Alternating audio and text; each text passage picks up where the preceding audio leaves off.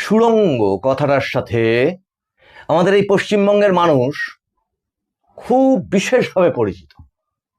একটার পর একটা দুর্নীতির কেলেঙ্কারি যখন আদালতে যাচ্ছে এবং আদালত সিবিআই ইডি এই সমস্ত তদন্ত নির্দেশ দিচ্ছে এবং মিসিং লিঙ্কগুলো যেন কিছুতেই জুড়ে উঠতে পারছে না, তার কারণ তথ্য আর প্রমাণ যেখান থেকে উঠে আসে সেটার নাম সরকার, সরকারি তদন্ত, সরকারি পুলিশ, সরকারি আরো বিভিন্ন এজেন্সিস। এবার সেই জায়গাটাই যদি অসহযোগিতায় থেকে যায়, সেই জায়গাটাই যদি কোনো রকম ভাবে মানে একদম অপরাধীদের হয়ে থাকে, তাহলে কি দেখা যায় না, সেই একজন মহামান্য বিচারপতি তিনি বলেছিলেন সুড়ঙ্গের শেষে আলো দেখা যাচ্ছে না, কিন্তু সেই আলো আজকে পশ্চিমবঙ্গের মানুষ সেই সূর্যোদয়ের মাধ্যমে সেই আলো দেখা গেছে। এখন চতুর্দিকে আলো, অন্ধকারের কোনো স্থান নেই। কিন্তু তার সাথে এটাও মনে রাখতে হবে, সেই 2011 পর থেকে 2016, বিশেষত 2021-এর ভোটে, 2024-এর ভোটে অন্তত আমরা মানুষের ভাষায়, আমি নিজে একের পর এক বিভিন্ন রকম আর্টিকেলে, সম্পাদকীয়তে, এই ধরনের বিভিন্ন এপিসোডে বারবার করে মেনশন করতাম, সেটা কি? সেটা হচ্ছে সুড়ঙ্গ। সেই সুড়ঙ্গে লুকিয়ে কি সেগুলোও তুলে ধরেছি, আর তার সাথে বাংকার, এগুলো কোথায় আছে? এই যে দেখছেন আপনারা, এই হাওড়ায় শিবপুরে এই যে শামীম আহমেদ বর্দে এর যে বাংকার, এ একটা বাংকার নয়, হাজার হাজার বাংকার এরকম সীমান্তবর্তী, বিশেষত সীমান্তবর্তী, আমাদের এই রাজ্যের সীমান্তবর্তী গ্রামগুলোতে বিশেষত রয়েছে। আর সেখান থেকে কি কি হতো জানেন? জানাচ্ছি। নমস্কার, মানুষের ভাষায় আপনাদের সকলকে স্বাগত। আমি প্রবীর রায়চৌধুরী আপনাদের সাথে। দেখুন, এই চ্যানেলটা প্রথমত বলে রাখি যে শুধুমাত্র রাজনৈতিক সংবাদ পরিবেশন করব তার জন্য নয়, তার নামটাই মানুষের ভাষা, সবার মনের কথা বলে। একটি সুন্দর সমাজ গঠন করব, একটি অপশাসনের অবসান করবার প্রতিজ্ঞা নিয়েছিলাম। সেই শাসনটার অবসান, সেই অপশাসনটার অবসান ঘটেছে, সেই অন্ধকার যুগের অবসান ঘটেছে। কিন্তু সেটার থেকে বেশি কঠিন কাজ, সেটার থেকে অনেক অনেক বেশি দায়িত্বের কাজ আগামী এই সুন্দর সমাজটাকে গড়ে তোলা, দেশকে ভালোবাসা, দেশকে রক্ষা, হিন্দুত্বকে রক্ষা করা। এবং সেই কারণে আপনারা যারা দেশপ্রেমিক, সনাতনী এবং রাষ্ট্রবাদী, তাদের একটু সহযোগিতা চাইছি, শেয়ার চাইছি, সাবস্ক্রিপশন চাইছি। কেন? তার কারণ ভালো জিনিস, ভালো শিক্ষা, ভালো কথা বলা, মানুষের সঙ্গে হৃদ্যতা, সুসম্পর্ক, সুশিক্ষা, সুস্বাস্থ্য, সমস্ত কিছু এই সমাজটা থেকে ধুয়ে মুছে সাফ হয়ে গেছে। এই সামগ্রিক এই সমস্ত শুভ জিনিসগুলোকেই সনাতনে বলা হয় ধর্ম, এবং সেই ধর্ম স্থাপনের কথাই গীতায় শ্রীকৃষ্ণ বলেছেন। আমরা সেটাকেই, সেই ধর্ম স্থাপনটাকেই করবার চেষ্টা করব। কুরুক্ষেত্রের যুদ্ধ জয় ধর্ম স্থাপনের উদ্দেশ্যে ছিল, কিন্তু তারপরে যুদ্ধ জয়ের পর, যেমন রামের লঙ্কা কাণ্ড, রাবণ বধ, তার ফল বশত ধর্ম স্থাপন হয়, কিন্তু রাম রাজ্যের প্রতিষ্ঠা সেটা তার পরবর্তী অংশ। পাণ্ডবদের জয়, ধর্ম স্থাপন হওয়া, এবং সেই ধর্ম স্থাপনটাকে অ্যাপ্লাই করা সমাজের মধ্যে, সেটা তার পরবর্তী অংশ। এবং সেইটা আমার মনে হয় এখন আমরা সেই স্টেজটাতে আছি। তা যেটা বলছিলাম, যে এই যে সুড়ঙ্গ, এই সুড়ঙ্গ ওই হাওড়ায় একটা নয়, আমি বারবার দুটো জায়গার কথা মেনশন করেছি এই সুড়ঙ্গের ব্যাপারে। সেটা হচ্ছে ভোটের আগে থেকেও আপনারা যারা একটু পুরনো দর্শক তারা নিশ্চয়ই জানেন যে আমি বারবার মেনশন করতাম, নির্বাচন কমিশনকে ট্যাগ করতাম, তাদের উদ্দেশ্যে অনুরোধ করতাম, সিআরপিএফ কে বলতাম যে সুড়ঙ্গ, এই সুড়ঙ্গের মধ্যে থেকে অপারেট হয় এক ভয়ঙ্কর নেটওয়ার্ক। হয়তো বলবেন যে এটা আপনি জানলেন কি করে?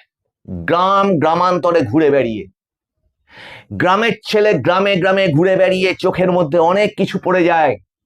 রাতের অন্ধকারে কিভাবে গরু পাচার হতো থেকে শুরু করে কিভাবে সোনা ওপার থেকে সোনা এপারে আসতো, এপারে সোনা কিভাবে বর্ডার পার হয়ে হাসনাবাদ, টাকি এই সমস্ত জায়গাগুলো হয়ে বসিরহাট, সংগ্রামপুরের বসিরহাটের নদীটা পার হয়ে এবার চলতে থাকলো সেই হিলি সীমান্ত পর্যন্ত, ওদিকে খোঁজাডাঙ্গা পর্যন্ত, চতুর্দিকে সারা ভারতবর্ষে ছড়িয়ে দেওয়া হয়। আমি বলি ওই জায়গাটা হচ্ছে নিউক্লিয়াস। ওই সন্দেশখালী টু ধরে নিন, একদম আরো এগিয়ে এসে হাড়োয়া, দেগঙ্গা, আরো খানিকটা এগিয়ে আসা যায়, এই জায়গাটা মিলে আর ওদিকে চলে যান একদম সেই খোঁজাডাঙ্গা সীমান্ত, ওদিকে একদম হাবড়ার আগে পর্যন্ত। যেহেতু হাবড়া এই সমস্ত জায়গাগুলো এখন হিন্দুত্বের বা সনাতনীদের অনেক জোর বেড়েছে, কাজে তার থেকে যদি আর একটু এগিয়ে আসেন, এই যে তেঁতুলিয়া, কাঠিয়াহাট, বালতি, আরো এগিয়ে আসুন সংগ্রামপুরের দিকে, ওই সংগ্রামপুর এক ভয়ঙ্কর দানবের রাজত্ব। যে সেই দানব আরো বিরাট বিরাট, ওই যে আপনারা বলেন যে সেই বড় মাথা, তার রাবণের 10 মাথা শুনুন, আর এদের সহস্র সহস্র মাথা। মাঝখানে হয়তো একটা মাথা দেখা যায় যেটা নিয়ে মানুষ খুব উৎসাহিত। ওই দানবের সেই জায়গাগুলোতে লুকিয়ে আছে ওই শাহজাহান, বলেছিলাম হিমশৈলের চূড়া মাত্র, ওই শাহজাহানকে 1 হাটে কিনে 10 হাটে বেঁচে আসতে পারে এমন এমন দানব ওখানে বসে আছে, এমন এমন নররাক্ষস ওখানে বসে আছে। তাহলে পরিবর্তন তো হল, সোনার বাংলা গড়ে উঠবে, আমাদের অত্যন্ত ভরসার এই যে সরকার সবে পথ চলা শুরু করেছে, ডাবল ইঞ্জিন সরকার। আরে এই সমস্ত জিনিস মাটি কাদা মেখে সব থেকে ভালো যে মানুষটা জানেন, তাই ভরসা, সে মানুষটার নাম হচ্ছে শুভেন্দু অধিকারী, আমাদের মাননীয় মুখ্যমন্ত্রী। কিন্তু সেখানকার ওই চারপাশের অঞ্চলের মানুষ, ও আর একটা ভরসার জায়গাও বলি, যেটা এতদিন আপনাদের সামনে ওই ভোটের আগেও বলেছি, ঠিক এই জায়গাটা কিন্তু সেই জায়গাটা যেটা এই মুহূর্তে বিজেপির রাজ্য সভাপতি শ্রমিক ভট্টাচার্য মহাশয়, তিনি ওই 2014 সালে বাই ইলেকশনে জিতেছিলেন, উপনির্বাচনে, যখন মানে বলা যায় সবে তৃণমূল কংগ্রেস তখন ক্ষমতায় এসেছে, সেই কঠিনতম অবস্থা থেকে শ্রমিক ভট্টাচার্য মহাশয় ওই বসিরহাট দক্ষিণ কেন্দ্র থেকে জিতেছিলেন। কাজে এইখানকার নেটওয়ার্ক ঠিক কি, জিহাদি নেটওয়ার্কটা এই মানুষগুলো খুব ভালো রকম জানেন কারা কারা তারা। এবার অনেক দর্শক বলতে পারেন আপনি নাম করে বলুন, আরে নাম তো খুঁড়ে খুঁড়ে বার করবে এনআইএ, নাম তো খুঁড়ে খুঁড়ে বার করবে সিবিআই, ইডি, আর নাম এখন তো নামই নাম, সোশ্যাল নেটওয়ার্ক জুড়ে আর কিছু তো নেই, ঢাকা নেই তো কিচ্ছু। আর এবার আসি এই এপিসোডের গুরুত্বপূর্ণ এবং শেষ অংশটায়। তাহলে এই অপারেশনস গুলো এ তো পরিষ্কার বিজেপি সরকারের একদম নরেন্দ্র মোদীর ঘোষিত অবস্থান, অমিত শাহ মহাশয়ের ঘোষিত অবস্থান, মাননীয় প্রধানমন্ত্রী, স্বরাষ্ট্রমন্ত্রী এবং মাননীয় মুখ্যমন্ত্রী, এদের তিনজনেরই ঘোষিত অবস্থান যে এ চলবে না। তাহলে এ চলবে না, আর এই শুরু। বিষয় হচ্ছে গ্রামের মানুষ, সেই গ্রামের মানুষ তারা কিন্তু জানেন যে সেগুলো কোথায় কোথায় আছে। এক একটি গ্রাম এরা কবজা করে রেখে দিয়েছিল। তাহলে সেই গ্রাম যখন আজকে মুক্তির আস্বাদ পেয়েছে, আইন তো তারা হাতে তুলে নিতে পারে না, আইনের পথে এগোবে। এবার বলতে পারেন যে একই কথা আপনি বারবার একই এপিসোডে বারবার প্রত্যেকটা এপিসোডে বলে যাচ্ছেন কেন শ্রুতি দর্শকবৃন্দ?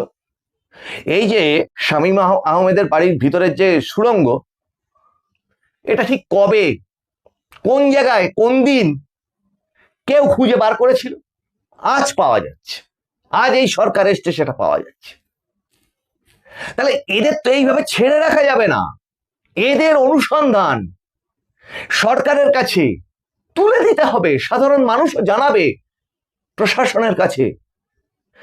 এবং আজকে এই পুরো জায়গাটাকে যদি বিশুদ্ধ একটি রাম রাজত্ব, মানে একটি সুন্দর সমাজে পরিণত করতে হয়, তাহলে ওই যে বিজেপি অনেক কর্মী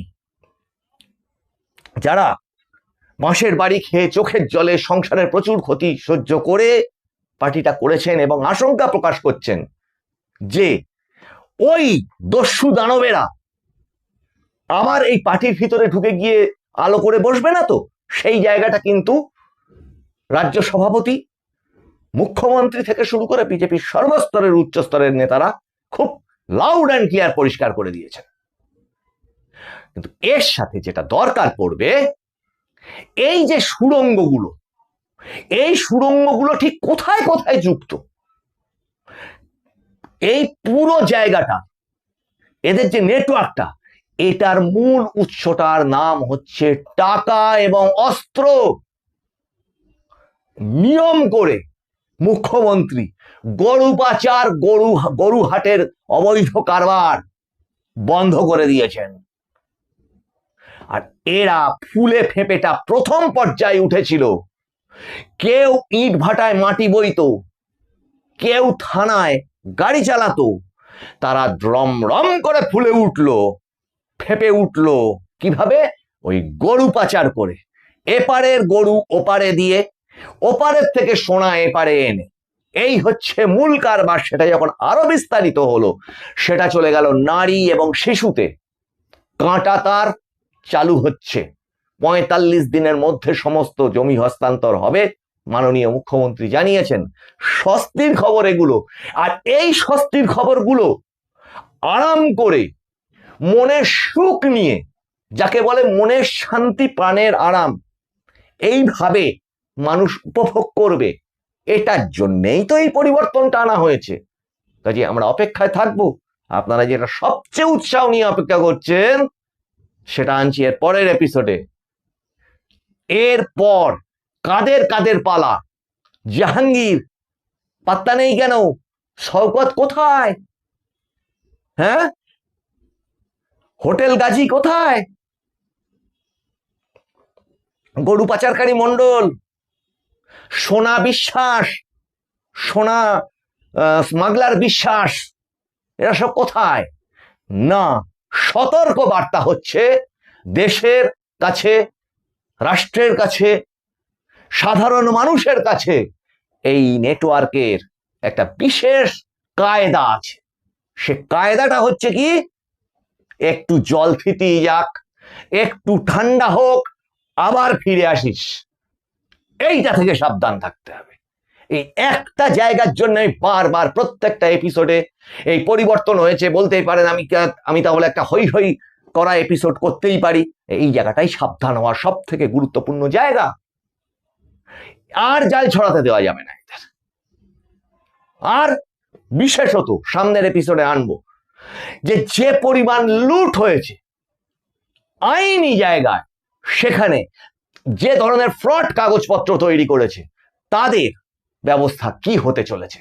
সরকার তাদের জন্য, আগামী সরকার, এই আমাদের এই এখনকার যে সরকার, নতুন সরকার, তারা ঠিক কি ব্যবস্থা নিতে চলেছে, এই সমস্ত এপিসোডে আপনারা নজর রাখুন।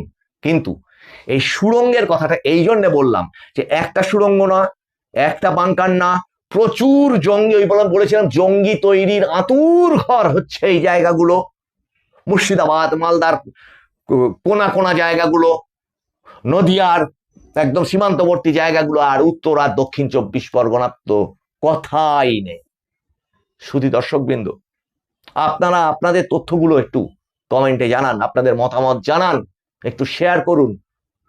আমরা আগামী দিনে প্রত্যেকটি গ্রামে গ্রামে যাওয়ার চেষ্টা করব, গিয়ে সেখানকার পরিস্থিতি সরকারের নজরে আনবো।